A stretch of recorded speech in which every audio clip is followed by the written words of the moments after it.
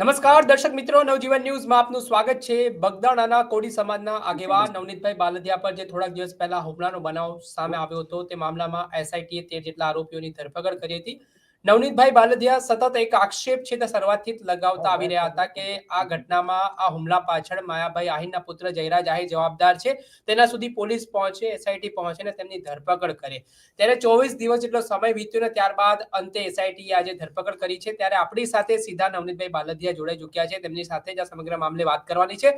નવનીતભાઈ, સૌપ્રથમ તો 24 દિવસ જેટલો સમય લાગ્યો તમને ન્યાય માટે, જે તમારી મુખ્યત્વે માંગ હતી, તમારા પર હુમલો થાય છે અને તમે પહેલા દિવસથી જ એક આક્ષેપ કરી રહ્યા હતા કે ભાઈ આ ઘટના પાછળ માયાભાઈ આહિરના પુત્ર જયરાજ આહિરનો હાથ છે। પહેલા તો શું કહેશો, એસઆઈટીએ અંતે આ વાત સ્વીકારી છે આજે?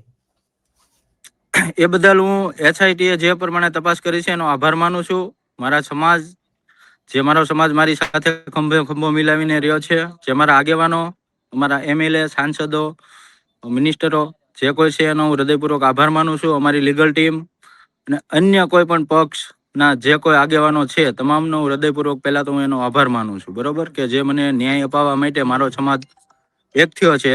કોળી સમાજ, ઠાકોર સમાજ, બધો સમાજ જે એક થયો છે એ બદલ હું એ બધાનો હૃદયપૂર્વક આભાર માનું છું કે જેથી કરીને આવી કોઈ ઘટના કોઈ પણ સમાજ સાથે, મારા સમાજ સાથે તો અમે એક થયા જ છીએ અમારો સમાજ, પણ અન્ય સમાજ સાથે પણ ન થાય એવી દરેક સમાજ પાસે અપેક્ષા રાખું છું કે જે આરોપીઓ છે એનો કોઈ સમાજ હોતો નથી, બરોબર, અને એને મને ન્યાય મળ્યો છે એ બદલ બધાનો આભાર માનું છું। ખાસ કરીને મીડિયા મિત્રોએ જે મને સપોર્ટ કર્યો છે એનો પણ હું આભાર માનું છું કે ઠેઠ સુધી મારી જોડે બધાએ મને ન્યાય અપાવવામાં સપોર્ટ કર્યો છે, એ બદલ બધાનો હું આભાર માનું છું। નવનીતભાઈ, પહેલા દિવસથી તમે જે આક્ષેપો તો કર્યા, પરંતુ આ ઘટનામાં શરૂઆતમાં જોઈએ પછી રાજકીય નેતાઓની એન્ટ્રી થઈને એમણે આ મુદ્દો આખો ઉપાડ્યો અને સમગ્ર ગુજરાતભરમાં તમારી આ વાત છે તે પહોંચી। શરૂઆતના તબક્કે પોલીસની કામગીરી શંકામાં આવી, ત્યારબાદ એસઆઈટીનું ગઠન થયું। ત્યારે તમને વિશ્વાસ હતો કે નહીં એસઆઈટી ઉપર આ મામલાની તપાસ જ્યારે ચાલી રહી હતી તે બાબતે?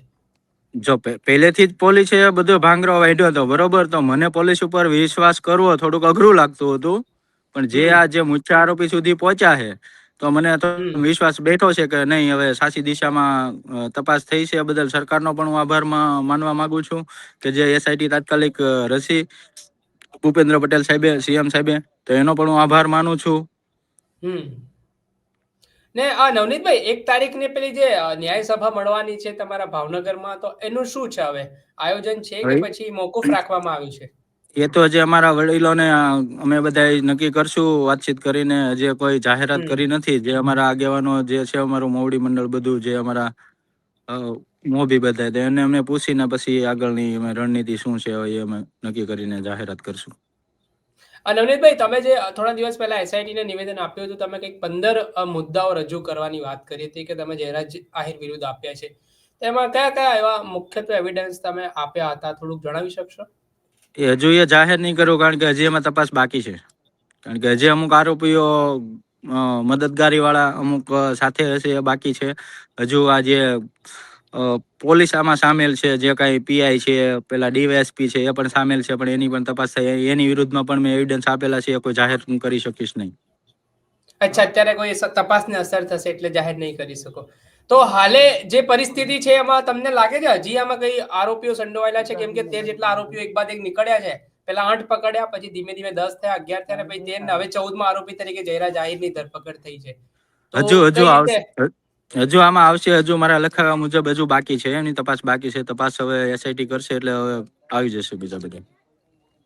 અચ્છા, તો તમને આશંકા કેમ પહેલાથી આવી હતી કે જયરાજ આહિર જ આ ઘટના પાછળ મુખ્ય માથું છે? કેમ કે શરૂઆતમાં પોલીસે તપાસ કરી, કે જે કંઈ પણ તપાસ એજન્સી એસઆઈટીએ તપાસ કરી, 18 દિવસ જેટલો સમય લગાવ્યો, તો તમને કેમ પહેલાથી આશંકા હતી કે એ જ વ્યક્તિ હશે એની પાછળ? એનો જ મારામાં કોલ આવે છે, બીજા એના માણસનો કોલ આવે છે, મારા મિત્રના ઓલામાં એમનો કોલ આવે છે, મારું લોકેશન પૂછે છે, અને એના બાપાને મેં ફોન કર્યો હતો, એને લાગી આવ્યું કે ભાઈ મારા બાપાને માફી મંગાવી, બરોબર, પણ મેં એવું કોઈ માફી માંગવાનું કીધું નહોતું, બરોબર। એની મેં હાચી દિશા એને બતાવી, ભાઈ અહીંયા આવું કઈ છે નહીં, બરોબર, તો એ મુજબ મેં એને કીધું, એને લાગી આવ્યું, તો એને આવી બધી મંડળી રચીને મારી ઉપર હુમલો કરાયો। એ તો સ્વાભાવિક છે, મારી પાસે બધા એના ઓડિયો ક્લિપ છે, પછી ત્યાર પછી મને માર્યાના વિડીયો ક્લિપ ને બધું મેં રજૂ કરેલું છે, તો એ ઉપરથી નાનો કોન્સ્ટેબલ હોય એને પણ ખબર પડે કે આમાં જયરાજ જ છે। તો આમાં આટલે સુધી જો તમે કહી રહ્યા છો નાના કોન્સ્ટેબલ ખબર પડે તો જે તે પોલીસે જે તે સામે કેમ કાર્યવાહી ના કરી? ત્યારે એને નાનો કોન્સ્ટેબલ બચાવવામાં સુધી એને બસાવવામાં હતા, પીઆઈ ને બધા એને બસાવવામાં હતા, એની ગાડીઓ લઈને ફરતા હતા જયરાજની. પીઆઈ કેમ એને બચાવશે એમને? બસાવવામાં જ. હે પીઆઈ કેમ બચાવશે એમને? શું કારણ લાગે તમને? હવે કેમ બચાવી શકે? પોલીસ ખાતું છે, તમે જાણો છો. કોઈ નાના માણસ હોય તો એ બધા શું કરે છે, પૈસાના લોભી હોય છે અમુક અમુક, તો એ રીતે પૈસાની લાલચ રાખીને બધું બચાવે છે. હવે તમારી મુખ્યત્વે માંગ શું છે આ કેસમાં? કેમ કે હવે મુખ્ય આરોપી સુધી તો પોલીસ પહોંચી છે. હવે શું આ માંગ છે તમારી? મારી માંગ તો એ જ છે કે હજુ પણ જે બાકી છે, મેં હમ એવિડન્સ આપ્યા છે એ મુજબ હજુ તપાસ બાકી છે, તપાસ પૂરી નથી થઈ. બરોબર, હજુ આમાં જે છંડો વાણેલા જે કાંઈ છે, જે જગ્યા ઉપરનું જે કાંઈ થયેલું છે, હજી બધા કમ્પ્લીટ આવા પીઆઈ છે, ડીવાયએસપી છે, બરોબર, એ પણ આમાં પછીના એને બસાવવામાં, બસાવવામાં જે આરોપીઓને બસાવવામાં એની ભૂમિકા ભજવી છે, તો એમની પણ પૂછપરછ થઈ અને એમને પણ જે આ સજા, જે કાયદા મુજબ સજા થવી જોઈએ મારી માંગણી છે. અચ્છા, કોને કોને રજૂઆત કરી તમે? ડીવાયએસપી ને પીઆઈ વિરુદ્ધ કોઈને રજૂઆત કરી તમે અધિકારીને કે હા ભાઈ આમની ભૂમિકા છે તો આમાં કેસ તમે એક્શન લો? હા, એની પ્રૂફ મેં આઈજી ઓફિસે આપેલા જ છે. તો શું જવાબ મળ્યો ત્યાંથી? શું એ કંઈક તો તપાસ એક્શન કરશે. લેવાની વાત? હા, એક્શન લેવાશે. અચ્છા, તો આજે આખો ઘટનાક્રમમાં જે તમે કહી રહ્યા છો કે જે શરૂઆતથી લઈને અત્યાર સુધી જે આરોપીઓની ધરપકડ થઈ છે ને આજે સંમેલનમાં, તો તમે આ બાબતે કોળી સમાજના જે હાલ આરોપીઓ પકડાય છે એમાં કોઈ આગેવાન સાથે કોઈ ચર્ચા થઈ છે આ બાબતમાં તમારી? નહીં, કોળી સમાજના જે કોઈ આરોપીઓ હમ છે એમને તો ખોટા બનાવીને અમુકને રજૂ કરવામાં આવ્યા છે, બરોબર, પૈસાની લાલચ આપીને. એટલે તો હમ આંકડો વધ્યો છે આરોપીનો, બરોબર. અને આમાં અને તમારે ઉપર એવા પણ આક્ષેપ હતા. હમ ખાસ સંદેશો આપવા એ માંગુ છું કે ભાઈ આ જે કઈ આહિર સમાજ છે, કોળી સમાજ છે, હમ આમને સામને કોઈ ખોટી ટીકા ટિપ્પણી ન કરે, બરોબર. આ હમ એક વ્યક્તિગત છે, બરોબર, એના સમાજનો છે. જો કોઈ પણ ગુનેગાર હોય એનો કોઈ સમાજ હોતો નથી, બરોબર. એ હમ આરોપી છે, આરોપી તરીકે એનું નામ આવી ગયું છે. તમારે દરેક હમ બે સમાજને અપીલ છે કે ભાઈ કોઈ ખોટી એકબીજાની ટીકા ટિપ્પણી ન કરે. જે આરોપી છે આરોપી આવી ગયો છે, બરોબર. અને બાકીના હમ જે બાકી છે પોલીસ એની દિશામાં તપાસ કરશે અને બાકી આરોપીને પકડશે. તો શું લાગે છે હવે કાયદા ઉપર તમારો વિશ્વાસ વધ્યો છે કે કેમ? કેમ કે તમને પણ એવું લાગતું હશે કે ભાઈ સામેવાળો વ્યક્તિ પાવરફુલ છે એટલે કદાચ કાયદો ના પહોંચી શકે. ને હવે શું લાગે છે, કેમ કે જ્યારે આજે સુનાવણી થઈ 3 વાગે એમને બોલાવવામાં આવ્યા ને ધરપકડ થઈ, એમાં સમાચાર મળ્યા, તો તમે કેટલા સ્વસ્થ છો, હવે અસ્વસ્થ છો કાયદાને લઈને? હવે મને આમ ભરોસો થયો છે. હમ જી જી, હા, કાયદાને લઈને જે વાત કરી મને આપણે જે તમે દિશામાં પહેલેથી પોલીસ તપાસ કરી હતી, બરોબર. હવે પોલીસે બધું હમ આખો કેસ કરવાનું કર્યું હતું. મને તો પોલીસ ઉપરથી વિશ્વાસ ઉડી જાય ને.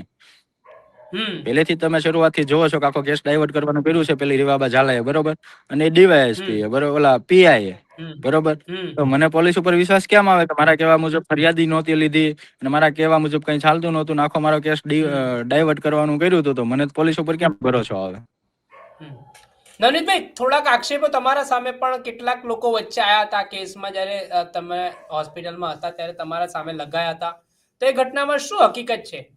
તમારા વિરુદ્ધ ગંભીર આક્ષેપો કરવામાં આવ્યા હતા કેટલીક એ તો લોકો. બધું એ હા, એ તો બધા સ્વાભાવિક છે. માણસો કોઈ સાચી દિશામાં આપણે ચાલતા હોય તો કોઈ ના કોઈ વચ્ચે અત્યાર સુધી નો આવ્યા અને અત્યારે જ કેમ આવ્યા?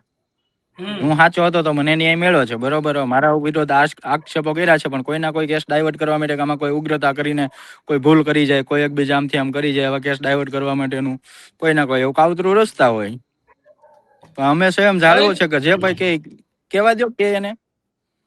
નવનીતભાઈ, મારો છેલ્લો પ્રશ્ન, આટલો વિવાદ થઈ ગયો, આટલો થઈ ગયો, સમાધાન માટે જો કોઈ આગેવાનો પછી મહેનત કરે પાછળથી કે ભાઈ હવે આ મુદ્દામાં ધરપકડ પણ જ્યારે આહીરની થઈ ચૂકી છે અને ભવિષ્યમાં મામલો કોર્ટમાં પહોંચે, ને જો સમાધાન માટે તમને ઓફર આવે તો પછી શું સ્થિતિ રહેવાની છે? સમાધાન ક્યારેય પણ નહીં થાય. અચ્છા, એ કોઈને આગેવાન વેમ કે હોય તો તો પણ કાઢી નાખે, બરોબર. કે સમાધાન કોઈ હમ પણ આગેવાન કે હું આગેવાનને પહેલેથી 2 હાથ જોડીને મારું ત્રીજું માથું કે એ બાબત મારી પાસે ન હોય. બાકી મારો જીવ જોવે ને તો હું આપી દઈશ. બાકી આને સમાધાન હમ બાબત મારી પાસે ન આવે કોઈ. ચોક્કસથી ખૂબ ખૂબ આભાર નવનીતભાઈ, તમે જોડાયા અને તમારો મહત્વપૂર્ણ સમય આપ્યો.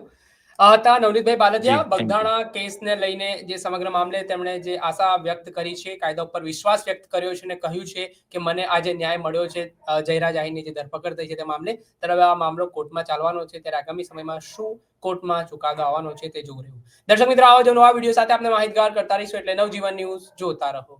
વૈષ્ણવજન તો તેને કહીએ જે પીડ પરાઈ